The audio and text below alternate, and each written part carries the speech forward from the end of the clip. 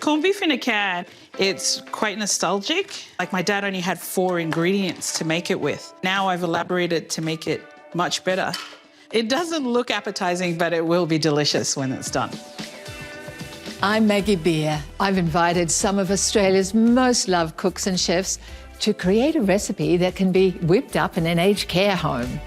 Our old people are the rulers of everything in our community. They don't ever lose who they are. The older they get, the more you need to listen to them. I'm Nornie Bero, I'm a chef, and I'm the owner of Mabu. Older people should be celebrated because they were the first to give us food, and now it's our opportunity to feed them. That's why I'm joining Maggie Beer's Chef's Challenge. I'm cooking tin mitsura, and I'm dedicating it to my dad. My dad's name was George Guy Bero. He was a big softie, hard but fair, you know?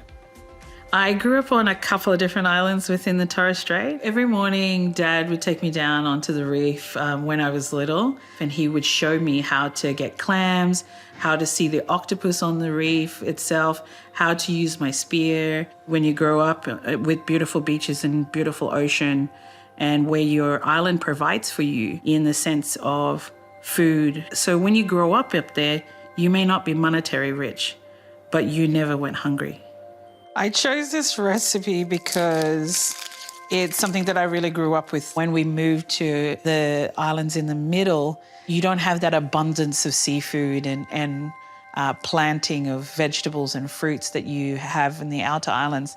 My dad, he would always get a can of tin meat and make it 5 different ways for me. When you grow up on a tropical island, I mean, corned beef becomes one of those big staple things because it's the canned goods that get delivered. And I wanted to incorporate a few of our native ingredients, but this whole recipe just takes me back from my upbringing. So I've got my garlic shoots here. It gives you a nice garlicky flavor and a bit more subtle than using garlic itself as well.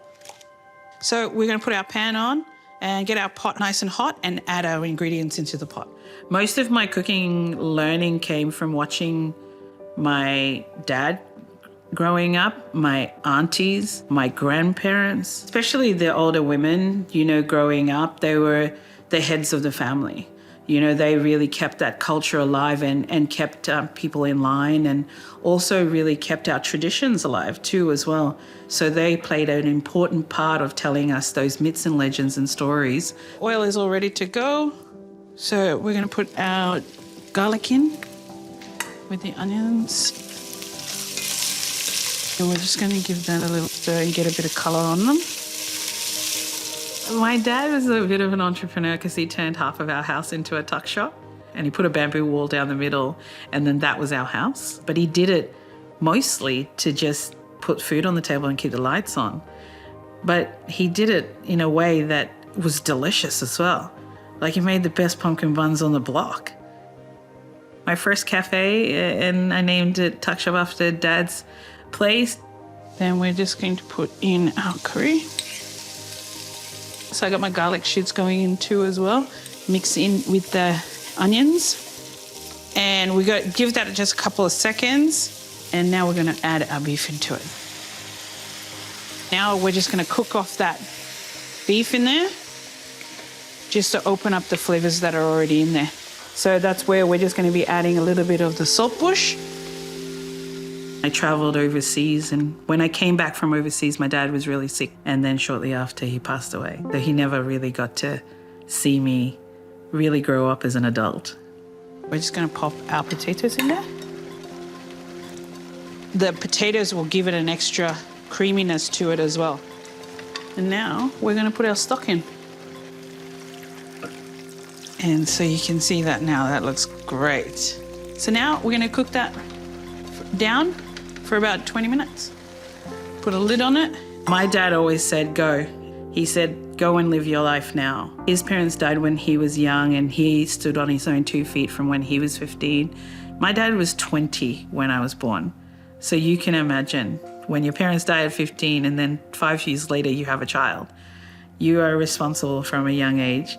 I think sometimes I am the way that I am too as well is because he never got to achieve all that stuff. So I do all of my achievements for both of us. He always was a big dreamer. And I think it would have been nice if he was around for me to help him get his dreams too. We're already at the end now, so we're going to put our warrigal greens in. And I always like it to do it at last minute, 5 minutes, because I want it to hold itself well. And warrigal greens is really delicious. It's our natural spinach, and you just want to sort of tuck it in there at the end. We're just popping the peas in here too. Meals times growing up is best in, best dressed. No, I'm joking.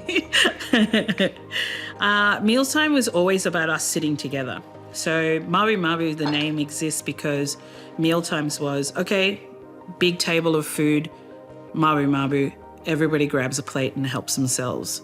So it was always about that. Everybody took care of each other. Everybody shared meals together. That's how all the conversation starts, that's how we know we can talk to each other. It was always around having meals together. Ready to dish out. We finish it with a bit of damper and, like my nan always likes, a bit of golden syrup butter. And that's your tin mitsura. And once it's ready to go, you just give a little shake to the gore. Everybody comes, you say mabu mabu, everybody helps themselves.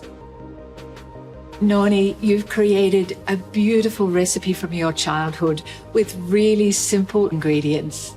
We never, ever, ever talk back to an old person. We respect them no matter what culture they come from, because that's how we were raised, and we will continue to do that years from now.